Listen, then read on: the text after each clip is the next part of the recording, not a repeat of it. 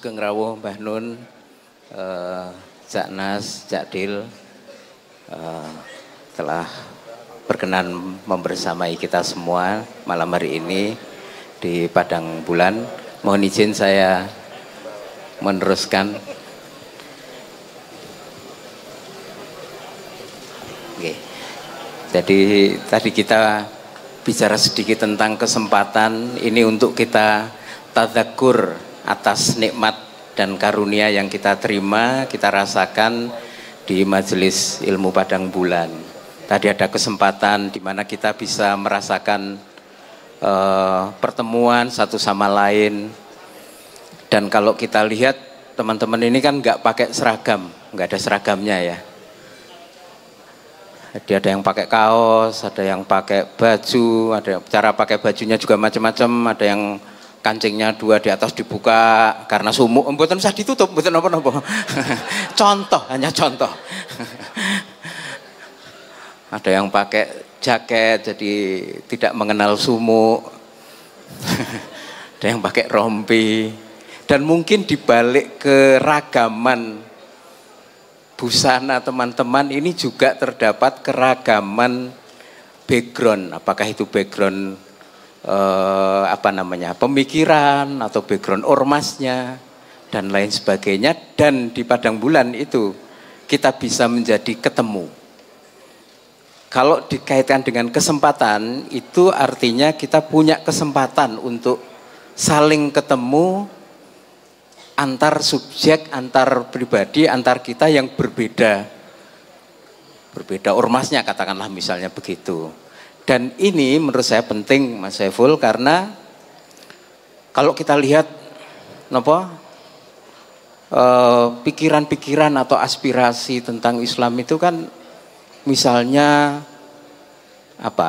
Islam yang sifatnya politik misalnya, meskipun itu kita gak bicara salah benar, tapi ada satu aspirasi yang jarang dikemukakan, yaitu tentang ukhuwah, tentang paseduluran, ukhuwah Islamiyah lah kalau yang paling kita populer dengar.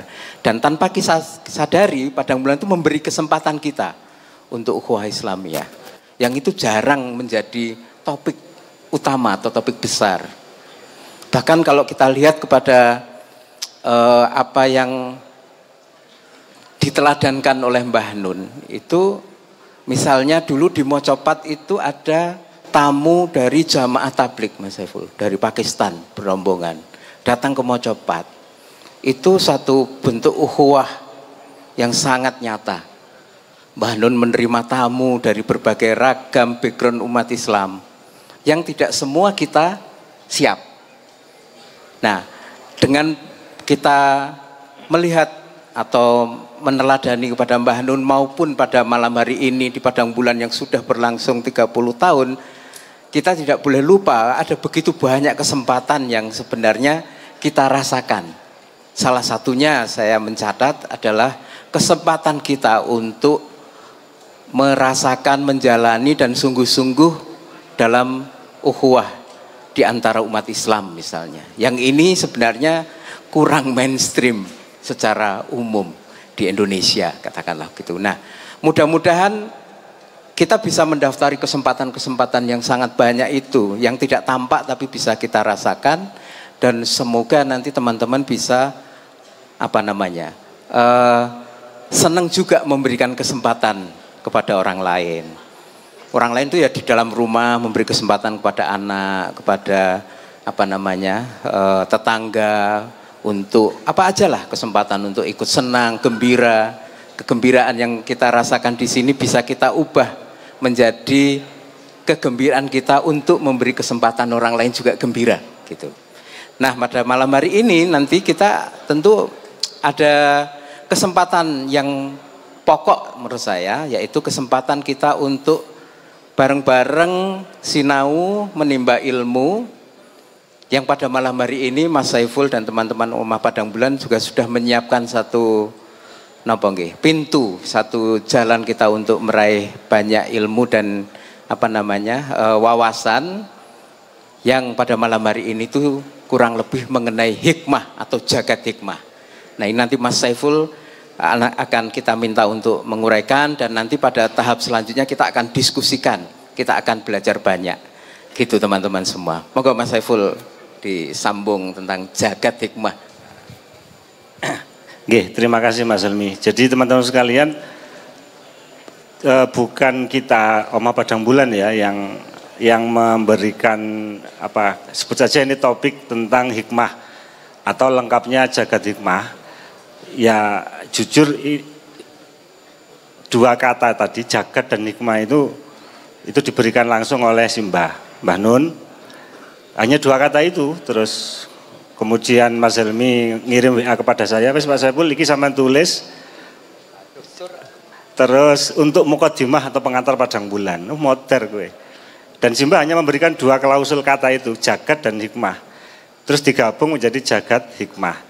Nek coro bahasa Arabnya mudhof ilaih.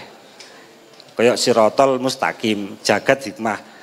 Ya akhirnya ya, dengan terbata-bata semampu yang bisa saya tulis dengan pasti dengan segala kedangkalan, maka apa yang tadi sudah disampaikan Mas Helmi tidak akan kita uraikan secara detail, tapi akan coba kita berikan pancingan-pancingan saja, pemanasan nanti untuk kita gunakan bahan berdiskusi bersama, sinau bareng di sesi setelah ini nanti.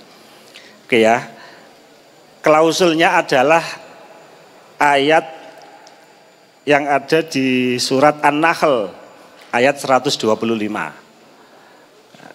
Jadi kita juga pasti akrab dan familiar dengan ayat itu, adalah tentang mengapa Allah menyeru kita untuk mengajak siapapun menuju ke jalan hikmah.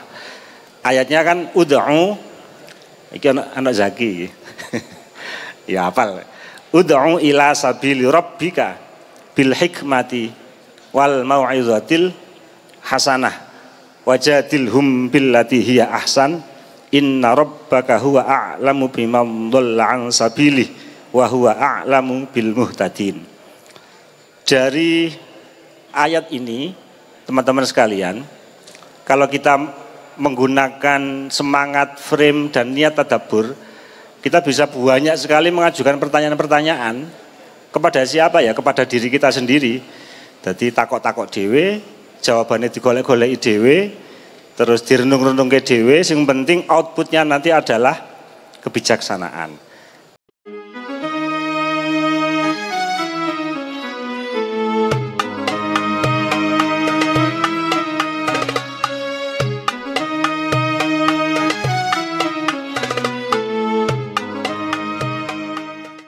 Beberapa poin pertanyaan teman-teman sekalian yang bisa kita simulasikan. Pada kalimat itu kan Allah memerintah, menyeru ila sabili rabbika. Ada kata-kata sabil. Sementara di beberapa topik pengajian Padang Bulan sebelumnya kita mengenal bukan hanya sabil. Ayo apa kira-kira? Onok sabil, onok torik, sirot, satunya apa? Syari. Kan kita bisa mengajukan pertanyaan, lapo Gusti Allah kok milih sabil? Kok ora misalnya gini, misalnya ud'u ila tariqi rabbika. Kok gak ngono? Atau gak ud'u ila sirati rabbika. Tapi yang dipilih adalah sabil.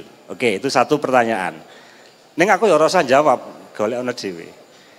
Kemudian yang kedua, kok gandengannya ambek rob? Padahal terminologi atau pilihan katanya kan banyak.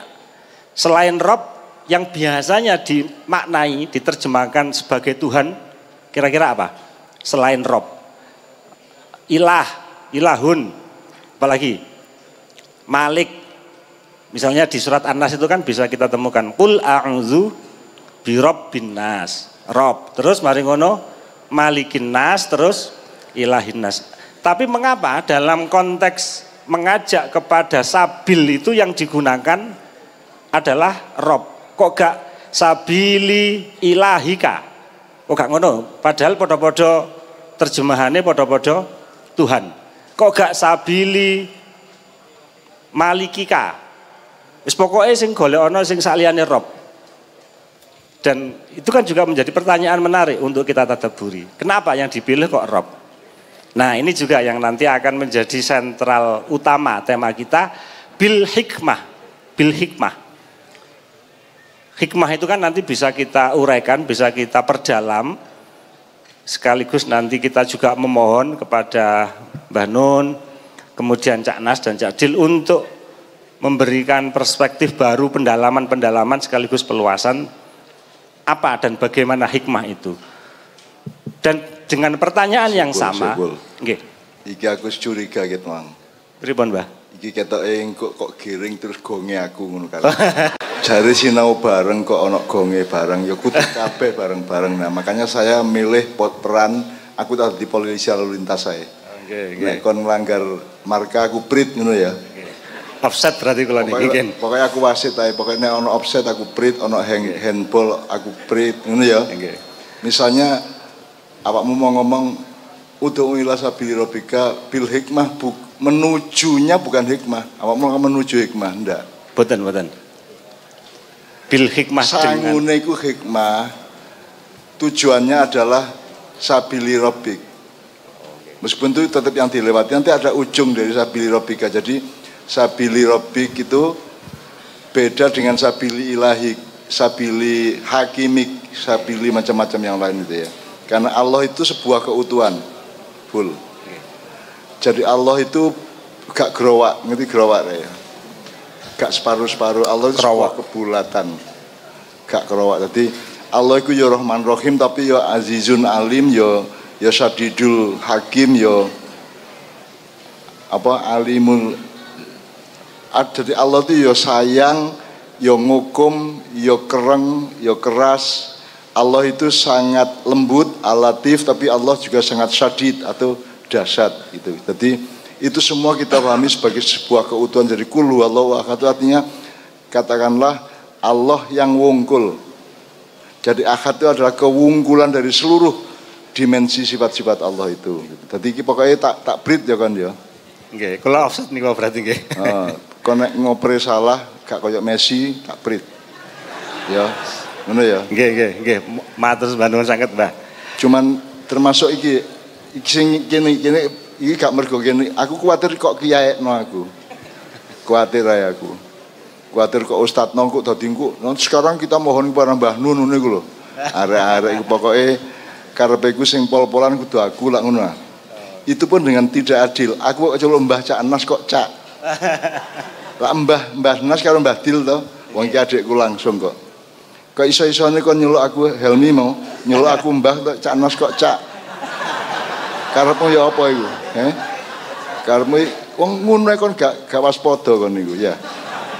Pelbian sing tau mangan asem klisine gak dibuat tapi mlebu wetengku sampe swidak teluk klingsi iku, klungsu iku Cak Nas iki.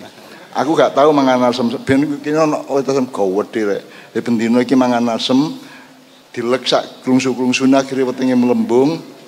Terus di gonang rumah sakit dokternya bingung, digonang sing wong nambani Gustoha waktu itu ndek Sidoarjo terus diwong tuku urus-urus.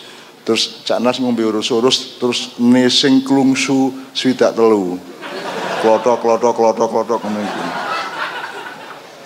Terus Gustoha njaluk honor mobil atau motor nek jaman biyen jenenge motor. Lah ibuku lek wis stres, ya apa nukokno motor iki.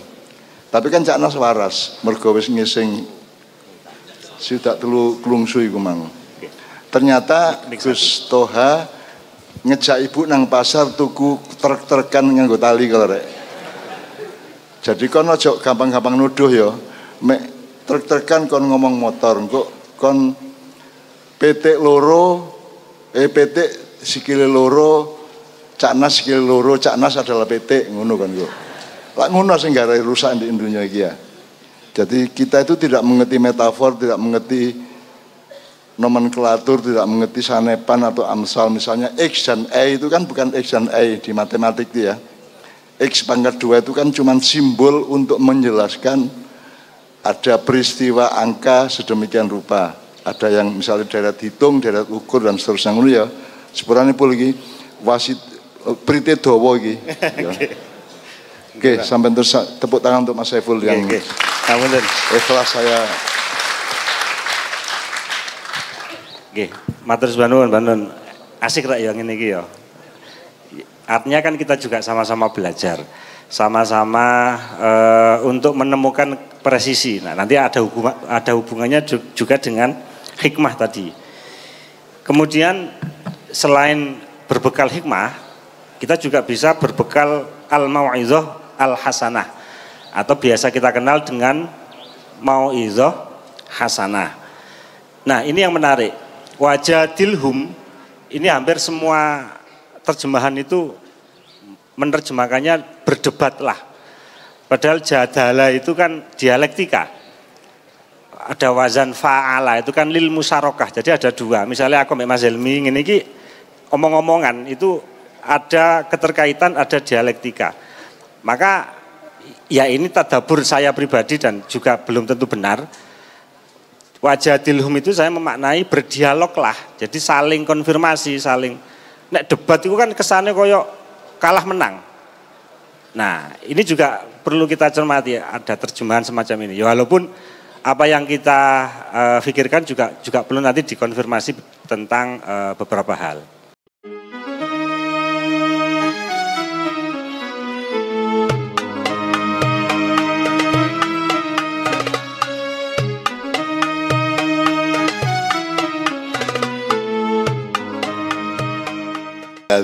Bilati hiya, maka bukan bilati huwa tapi bilati hiya. Iya.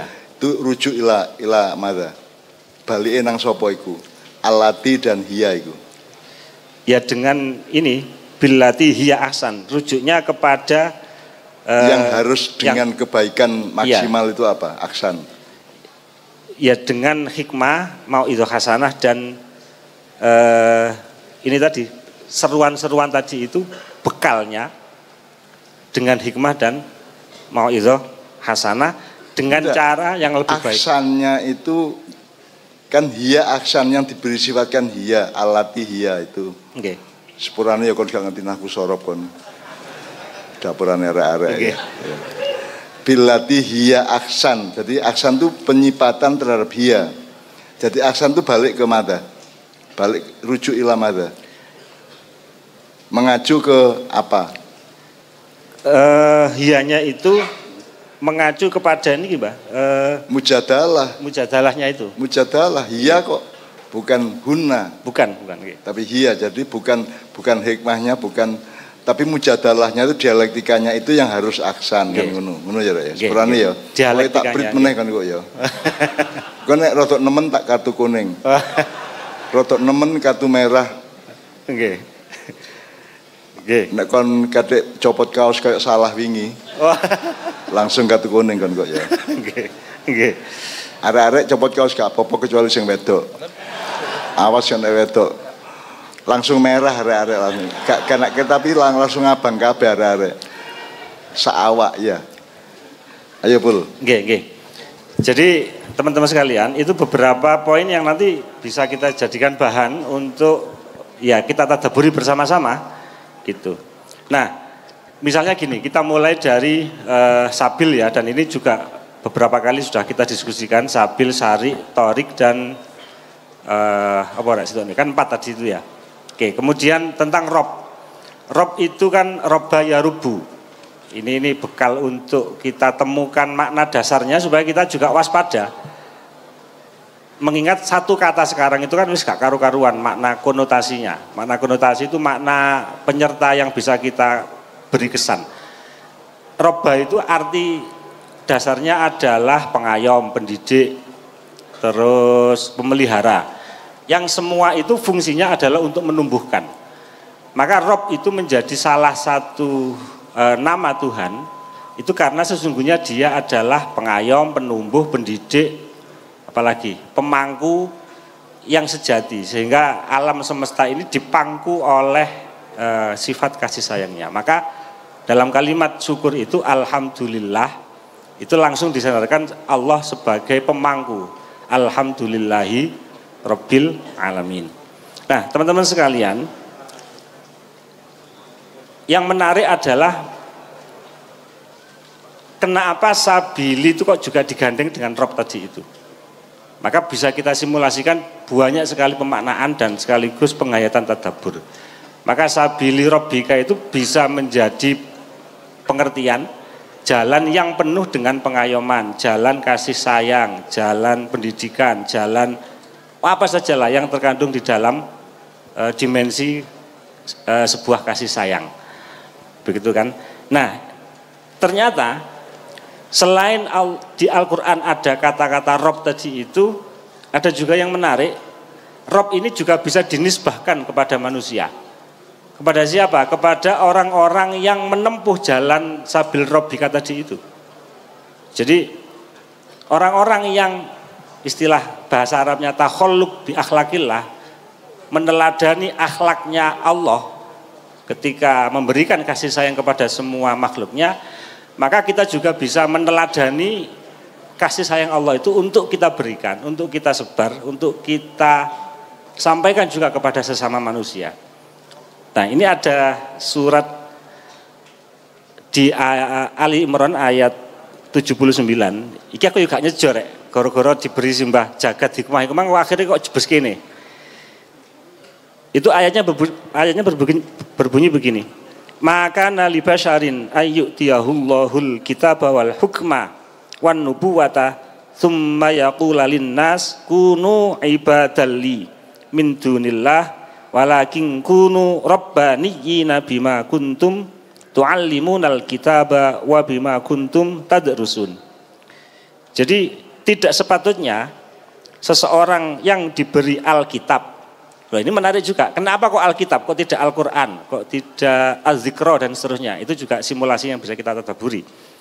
Kemudian diberi hukum atau hikmah tadi itu. Yang ketiga, diangkat derajatnya menjadi seorang nabi. Kemudian dia berkata kepada manusia, jadilah kamu para penyembahku, bukan penyembah Allah.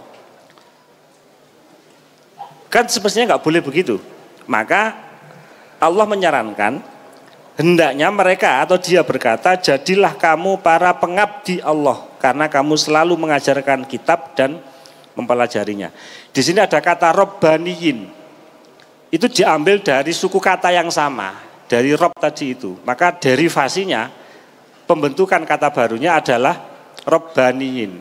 Ada ya nisbah untuk menisbahkan bahwa ada manusia yang mencontoh akhlak Allah dalam tanda kutip ya, tentang pengayoman dan kasih sayang itu. Maka Allah menyebutnya sebagai Robbaniyin. Robbaniyin itu kalau menurut ayat ini salah satu karakternya adalah mereka tidak mengajak orang untuk menyembah dirinya. Menyembah ini kan konotasi dan pemaknaannya kan bisa sangat banyak. Kalimatnya jangan menjadi penyembahku. Artinya kan begini, ini bisa di breakdown dan bisa diperinci. Jadilah pengikutku, jadilah jamaahku, jadilah apa mandarek, orang yang fanatik kepadaku. Tidak, Robbaniyin tidak pernah mengatakan itu. Robbaniyin justru mengatakan jadilah orang-orang manusia yang menyembah Allah.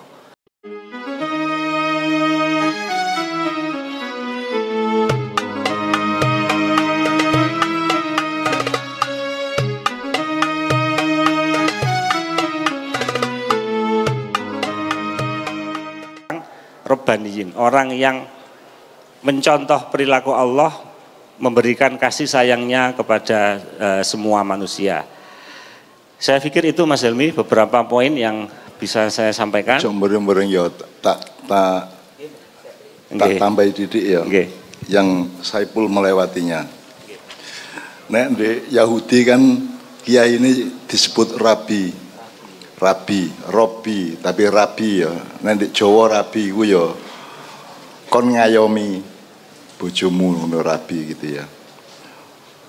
Nah, terus ketika saya diminta judul sudah ada hikmah, terus ya apa kalimatnya, ya apa judulnya, karena aku langsung jagat hikmah. Anda tolong simulasi bahwa jagat itu ada kemungkinan lain lah. hell. Kata jagat itu ada kemungkinan lain enggak? Alam, dunia, bumi, semesta, lautan, bisa aja toh, lautan, sungai, danau, kolam, koboan, sapi turuti. Jadi kan saya harus milih opo iki. Maka saya pilih jagat karena konteksnya adalah Rabbun. Maka saya menyebut jagat. Kayak nek di Jombang lah. Pokoknya wakil sak jagat kerat ngene kalau ya, sak jagat kerat artinya wakil pol gitu. Maka saya pilih kata jagat bukan alam. Karena alam juga punya arti yang mirip, tetapi dia tidak kultural. Kalau jagat itu hampir semua orang keseluruhan dari keseluruhan yang ada ini jagat lah sih. Jagat. Jadi maka saya pilih kata jagat. Karena apa? Karena hikmah itu spektrumnya adalah jagat.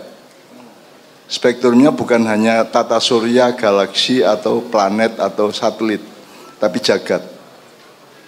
Nek Jombang sak jagat kerat ngene kalau rek. Gitu ya. Jadi itu juga tadi dilupakan oleh siapa. Itu kon gawe judul iku anjene ndek sak donya iki ndek YouTube, ndek ndi buku-buku sak donya iki anjene nek pas aku gawe judul iku kurang jagat gitu loh. Jadi kadang-kadang orang bikin judul itu tidak mudah, gitu, tidak mudah. Banyak judul film-film bagus tapi judulnya perasa aku gak cocok. Meskipun aku gak nyalahno ya, tapi perasa aku gak mewakili jagat yang dia ungkap melalui film itu, misalnya gitu ya.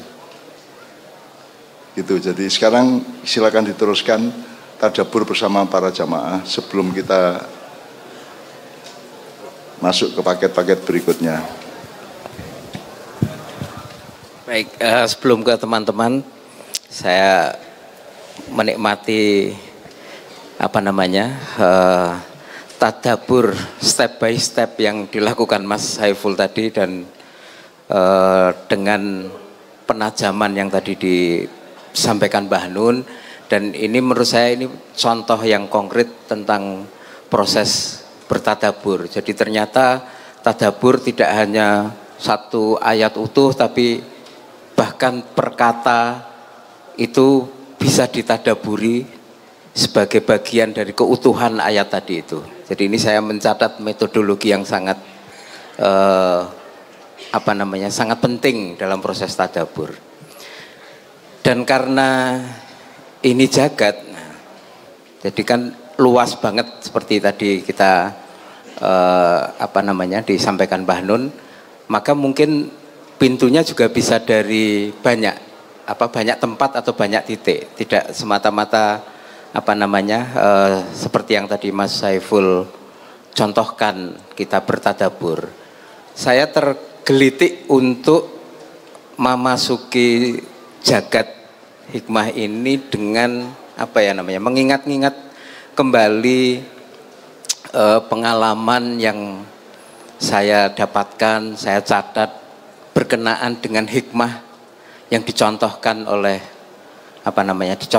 Mbah Nun. Dan ini menurut saya penting karena sampai saat ini saya tuh belum tahu metode yang praktis untuk mencapai itu, tetapi paling tidak kita itu mencatat, mengambil ilmu dari dari Mbah Nun.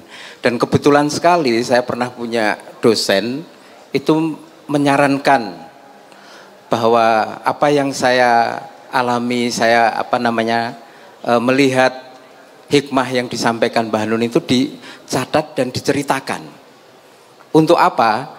Supaya kita semua itu mengerti bahwa keberagamaan atau keislaman itu ya barangkali ya jagat juga Mbah, luas gitu. Tidak sesempit yang selama ini kita pahami. Jadi hikmah pun sesungguhnya harus merupakan aspirasi keagamaan atau aspirasi keislaman kita itu. Jadi saya disarankan seperti itu dan saya mulai mendaftari itu.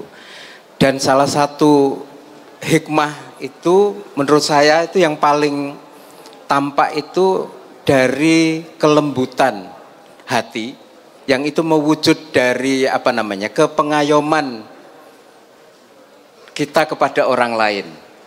Nah ini contohnya misalnya beberapa bulan yang lalu ya, beberapa waktu yang lalu itu ketika sinau bareng di Lapas Porong ya, di mana di penjara itu, dalam tahanan itu. Di mana Mbah Nun dan Kiai Kanjeng hadir, dan di situ yang datang itu para penghuni tahanan, bermacam-macam kasus yang mereka hadapi, tapi semuanya sama. Mereka semua itu adalah tahanan. Ya, ada yang kriminal, ada pencuri, ada yang mungkin kejahatan-kejahatan yang bermacam-macam. Bukan itu. Bukan tahanan, Hel, terpidana. Terpidana. Dan saya menyaksikan bahwa bagaimana toh menghadapi para terpidana itu, berkomunikasi kepada mereka. Sementara ada tugas yang menurut saya tidak mudah, yang cukup berat untuk menemani mereka dalam kesempatan itu. Nah, saya menemukan salah satu yang disampaikan Mbah Nun pada waktu itu adalah hikmah berupa ngedekke ati para terpidana itu, yang jumlahnya sangat banyak sekali waktu itu. Beliau mengatakan kepada para terpidana itu, kalau misalnya kalian itu masuk ke tahanan ini mendapatkan hukuman, tapi ternyata sebenarnya Anda itu tidak bersalah, itu mudah-mudahan Anda punya piutang kepada Allah. Ada piutang di Allah buat kalian. Dan juga kalau yang di luar sana, maksudnya di luar penjara itu, di luar tahanan itu banyak orang yang nyaman, enak, lalu lalang, tapi sebenarnya mereka itu punya kesalahan yang layak diproses untuk masuk ke penjara. Misalnya ada koruptor yang belum ke proses atau belum ketangkap tangan misalnya, sementara Anda di sini, maka mudah-mudahan itu juga menjadi piutang kalian kepada Allah. Nah, apa yang disampaikan Mbah Nun ini menurut saya memperkuat, ngedekke hati mereka supaya mereka punya kekuatan hati untuk menjalani proses mereka tinggal di tahanan. Dan itu menurut saya satu kebijaksanaan yang langka, yang tidak mudah lah. Kita nggak tahu metodenya gimana itu. Sama seperti ketika di lapas Kediri Mbah Nun tahun 2012 barangkali. Itu sinau bareng juga, tapi waktu itu Mbah Nun tidak bersama Kiai Kanjeng. Terus yang hadir juga di teras masjid itu banyak sekali. Di masjid itu sebelahnya itu kamar-kamar para terpidana itu. Pintunya besar, tebal, dindingnya juga kuat, jeruji tralisnya itu juga kokoh semua. Terus wajah para terpidana ini waktu itu masih datar, masih itu kayak tanpa ekspresi. Dan saya menyaksikan salah satu kebijaksanaan Mbah Nun yang membuat mereka akhirnya tersentuh adalah ketika beliau menyampaikan dengan sangat tenang, penuh pengayoman kepada mereka. Awak mungkin ning kene iki penak. Dadi temboke dhuwur gede, ora mungkin kebanjiran. Kamarmu yo tralise kokoh-kokoh, dhuwur temboke kandel, ora mungkin kemalingan, ora mungkin ana maling rene. Ini menurut saya satu contoh kebijaksanaan juga dari Mbah Nun ketika menyentuh hati mereka. Dan saya rasa masih banyak contoh-contoh yang sangat aplikatif, yang mudah-mudahan kalau kita mencatati, mudah-mudahan nanti kita juga punya, karena kebijaksanaan atau hikmah ini ternyata kebutuhan sehari-hari. Kebutuhan kita sehari-hari menghadapi teman, menghadapi rekan di dunia kerja, di tempat, dan sehari-hari lah. Dan hikmah-hikmah keseharian itu bisa menurut saya banyak banget dari Mbah Nun. Ini mohon maaf kalau Mas Saiful saya lompat dari contoh-contoh itu.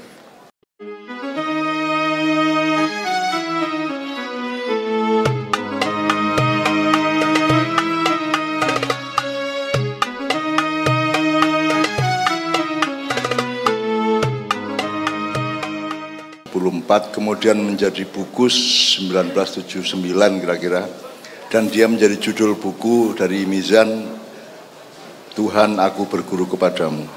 Teman-teman sekalian, ketika itu alam pikiran orang Islam menganggap bahwa berguru kepada Tuhan itu satu aneh, nomor dua sombong. meguru nang Gusti Allah gayane gitu kan. Jadi aku dianggap sombong. Kaya-kaya aku kepethuk Gusti Allah di gua Selarong bengi-bengi Gusti Allah gawe serban, nggo sajadah, terus aku nggo jajan untuk dimakan berdua sampai turute. Karena mereka membayangkan berguru kepada Tuhan itu peristiwa fisik. Sama dengan Al-Khabir itu diartikan maha mengenal. Padahal kalau maha mengenal itu kan, kenal itu dalam bahasa Arab apa? Arafah. Arif itu mengenal, gitu ya. Irfan pengenalan atau kedalaman dalam perkenalan. Nah, berguru kepada Tuhan itu sesuatu yang sifatnya kalau Sabrang mengatakan bukan jasadiyah, mungkin antara akliyah dan ruhiyah. Dadi ngene rek, awakmu moro-moro kepingin nang padang bulan niku, apalagi ben bulan niku kan sapa sing ngandani? Awakmu duwe ide dhewe ta moro-moro ana ide jero atimu, jero pikiranmu? Ada yang mengabarimu atau tidak? Nah itu menurut saya itu Allah yang mengabarkan kepada kamu bahwa kamu kon kepingin ngelamar arek iko. Itu kan ide ya. Ide itu kan tidak bisa kamu lahirkan sendiri. Dia yang dia disebut inspirasi atau ilham atau hidayah kan gitu. Nah hidayah itu subjeknya sumbernya adalah Allah Subhanahu wa taala. Maka Al-Khabir itu adalah satu wilayah dengan Al-Hadi sebenarnya gitu ya, yang mengabarkan. Aku takon, mengabarkan Allah bisa mengabarkan langsung nang atimu iso lewat tanda-tanda. Misalnya aku takon kon kudune sing dikandani tagak karo Gusti Allah. Dikandani tagak. Bahwa kon kudune sing. Terus kamu menyimpul, terus kamu melayu nang WC ya. Allah ngasih tahu kamu lewat apa? Lewat mekanisme sunnah jasadmu, betul enggak? Pokoknya nek kudu nguyuh krasa, nek kudu ngising krasa, kepingin rabi krasa, tapi gak oleh-oleh ngono kan. Tapi kan ada yang mengabarkan. Itu yang saya maksud Al-Khabir gitu ya. Nah teman-teman sekalian, Tuhan aku berguru kepadamu itu ketika lahir itu belum ada orang mikir berguru kepada Tuhan itu tidak ada. Jadi aku ya rotok dilolokno wong, gaya wong karo gurune gak tau lulus ngono kok. SMA ya lulus terpaksa kok kate berguru kepada Tuhan. Ya. Nah, teman-teman sekalian, aku saiki takon. Wis sing sederhana wis tak takon saiki, sapa sing muruki Nabi Adam nama-nama benda? Ayatnya apa? Hel. Wa 'allama Adamal asma'a kullaha summa aradahum 'alal malaikah faqala. Ya, jadi Allah mengajarkan kepada Adam. Okay. Jadi Adam murid ya. Okay. Jadi Allah ngurui, menyampaikan. Guru. Okay. Allah mu'alim gitu kan. Jadi Allah ustadznya kan gitu kan. Jelas ya di ayat itu jelas. Jadi awakmu saiki nek ngelu ndasmu dagang merotok seret, duwe problem macam-macam. Itu salah satu wirid yang sangat efektif adalah subhanaka la ilma lana illa ma 'allamtana. Selama ini kan kita bayangkan itu soal ilmu tok. Bisa jenenge ilmu iku misalnya kon saiki duwe ide apa, dagang apa sing rodok luwih payu itu kan ilmu. Jadi subhana la ilma lana illa ma 'allamtana itu berlaku untuk semua ide-ide kehidupan. Apakah soal keluarga, soal problem kantormu, soal masalah-masalah sehari-harimu atau masalah negara atau apapun saja. Jadi yang namanya ilmu itu kan kandungannya sejagat raya lah. Ide, inspirasi, makhraj atau solusi itu kan ilmu, ya toh? Semua itu ilmu. Jadi kalau saya wiridan subhana la ilma illa itu berlaku untuk semua. Tiap hari punya masalah kok. Termasuk misalnya awakmu nang Surabaya bareng bojomu pamit ndelok apa ngono terus mari ngono ilang. Relevan ndak ayat itu? Subhana la ilma lana. Subhanaka la ilma lana illa ma 'allamtana. Ya, relevan ndak? Untuk goleki bojo iki lho. Relevan. Kenapa relevan?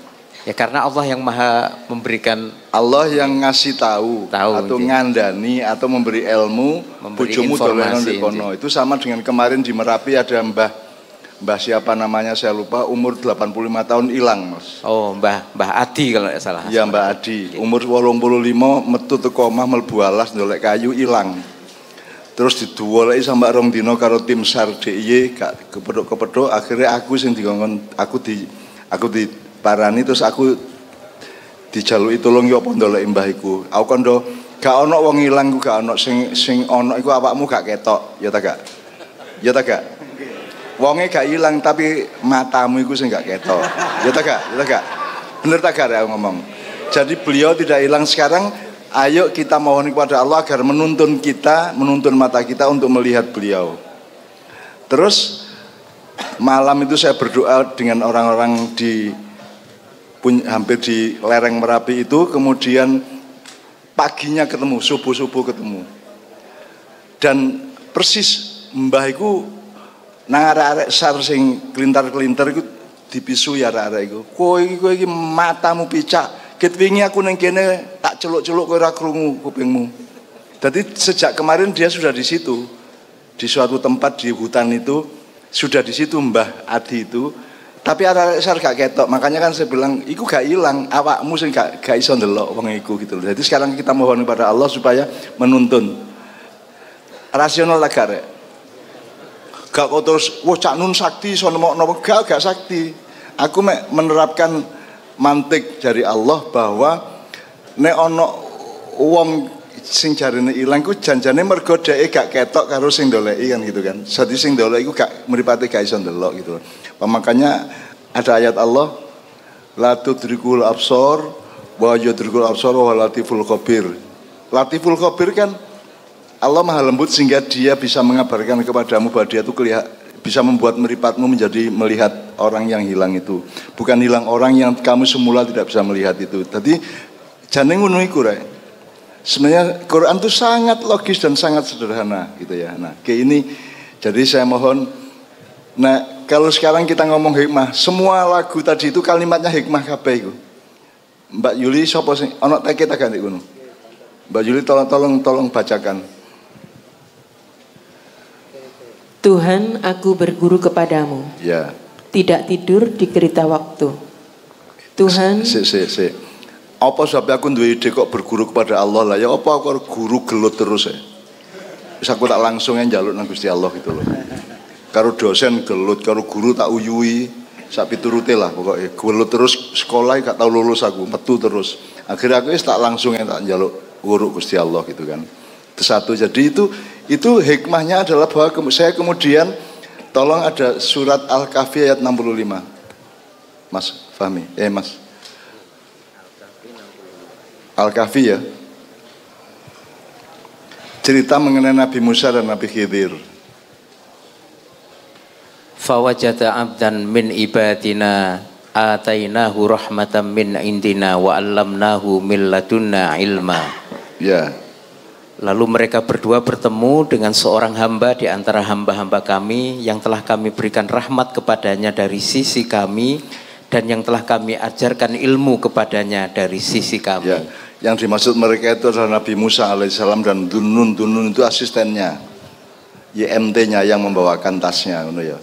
Terus hambaku yang aku kasih rahmat dari sisiku dan aku kasih ilmu dari sisiku, milladunna. Dari situ kata ilmu laduni dari ayat ini, milladunna atau milladuni gitu ya.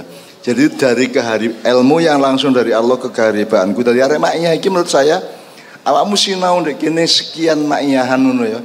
Wis S3 kon asline jane. Tingkat ma'rifatmu wis S3, iso ae kan gitu. Karena milladunna, karena engkau mendapatkan dari Allah langsung, dari keharibaan Allah, jadi dari sisi Allah ya, milladunna atau milladuni, dari sisi Allah langsung. Dan itu sangat mungkin. Lalu mangsamu nek kono ndelok manuk ndek angkasa lho rek. Misale ono manuk 50 miber mubeng-mubeng bareng iku sing muruki sapa iku? Ya apa le ngukur iku dheke. Marurono bahkan ada ekspansi dari benua ke benua pada musim tertentu. Ngono-ngono iku kan milladuni.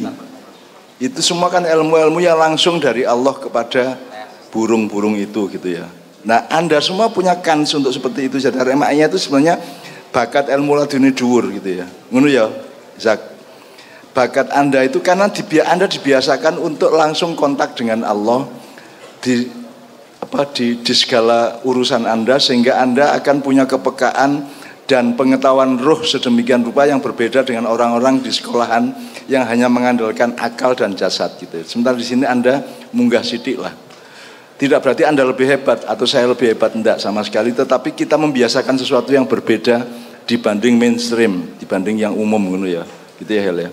Nah, jadi terus Yul, ada kalimat yang terus mau coba.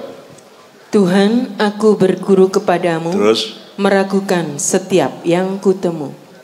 nah ini tolong ditadaburi ya, meragukan setiap yang ketemu. Sik kono ojo yakin sik. Makanya Sabrang mengatakan iman sama syahadat beda loh. Nek jare Sabrang, iman itu mergo krungu-krungu terus kon percaya. Nek syahadat itu kon menyaksikan sendiri, empiris gitu ya. Alamiah kan gitu. Tetapi ada dimensi lain, spektrum yang lain. Apa sebabnya kamu beriman? Nek kon roh, kon punya alat dan kemungkinan untuk tahu sesuatu, merumuskan sesuatu, mempetakan sesuatu, itu namanya ilmu. Anda menggunakan ilmu. Tapi kalau Anda berjumpa dengan fakta atau kenyataan hidup yang Anda tidak bisa menyentuhnya, tidak bisa merumuskannya, tidak bisa mempetakannya, tidak bisa mengidentifikasinya, maka pakailah iman. Makanya kepada Allah itu beriman mergo kon gak iso ngrumusno, ngono ya Rek ya. Jadi ada dua spektrum, yang satu yang iman dan syahadat, yang satu ilmu dan iman. Itu jangan lupa. Kita butuh ilmu, tapi nanti kita kebentur sesuatu yang kita tidak bisa tahu pakai iman. Itulah gunanya agama diturunkan, supaya kamu mengimani sesuatu yang memang sewajarnya untuk diimani dan tidak usah seperti ayat yang dibaca Mas Helmi tadi itu. Ya, jangan salah mengimani Tuhan, jangan menuhankan yang bukan Tuhan. Jangan kita mendewa-dewakan, menuhan-nuhankan sesuatu yang nanti kamu bela mati-matian sampai menghina orang lain, sampai menginjak-injak orang lain, sampai mengiblis-ibliskan, mendajal-dajalkan orang lain hanya karena kamu salah milih Tuhan gitu loh. Ini ya Rek ya. Terus Yus, masih ada Yul? Masih. Kelemahan menyimpan berlimpah kekuatan. Nah, ini Pul. Kelemahan menyimpan berlimpah itu B. Logikanya itu kan bukan logika linear, itu logika hikmah. Di dalam kelemahan itu tersimpan kekuatan, untuk Yul. Itu kalau bahasa akademis yang sering dipakai itu dialektika paradoks. Jadi di dalam kelemahan itu sesungguhnya menyimpan kekuatan, dan di dalam kekuatan itu sesungguhnya juga tersimpan kekuatan. Dan semua makhluk itu melakukan itu, kecuali hanya Allah yang tidak punya dialektika, karena dia tidak memerlukan pasangan untuk dikenal. Maka dia ahad itu ahad. Iya. Ya. Jadi kalau makhluk itu wahid, menyatu. Makhluk itu butuh menyatu karena dia terpecah, karena dia lahir dari pecahan-pecahan Allah sendiri. Nah kalau Allah itu tidak pernah pecah, Allah itu tidak pernah terkeping-keping, sehingga kul huwallahu ahad, bukan siji, bukan satu, bukan esa, bukan Tuhan yang Maha Esa, Tuhan yang Maha Tunggal. Nek tunggal ada duanya enggak? Nek esa ada duanya enggak? Esa, bahasa Sanskerta esa, dwi, tri, catur, panca, dan seterusnya. Kalau tunggal gak ono lorone apa tunggal? Wes tunggal, Allah itu tunggal. Jadi bukan ketuhanan yang Maha Esa, tapi ketuhanan yang Maha, atau Tuhan yang Maha Tunggal. Jangan ketuhanan, Tuhan yang Maha Tunggal, karena kita menyembah Allah sebagai subjek yang bermacam-macam dimensinya, dari ilahun, robun, malikun, dan seterusnya gitu ya. Jadi Allah itu tunggal, tidak ada duanya.